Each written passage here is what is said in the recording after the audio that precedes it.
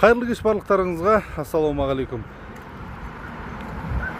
Ертеректе 17 ғасырда Қаракесек Келдібек би ұзақ уақыт үйленбей жүріп 30-ға жақындаған шағында оның көңілі аяғы ақсақ, көзі қылый бір Тоқмейіл деген қызға ауып, сонымен шаңырақ көтереді.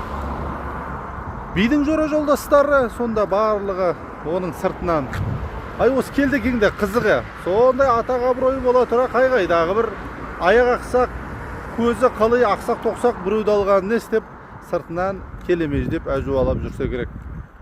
Күндердің күнінде әлгі сыртынан әңгіме айтып жүрген жора жолдастарына бидің бәйбішесі Тоқмейіл қарап тұрып: "Жасырмаймын, көзім қылый ақсақпын, Келдекеңмен сондай тату жақсақпын. Татулықтың белгісінде керемет төрт бошанды билейтін ол таппақпын" деген екен. Кейіннен көп ұзамай шынында да Тоқмейіл бәйбіше өмірге күллі қазақ халқы әл уақытқа дейін ардақ тұтатын бір азаматты алып келген екен. Ағайын, үй тапсырма сіздерге. Ол қай азамат?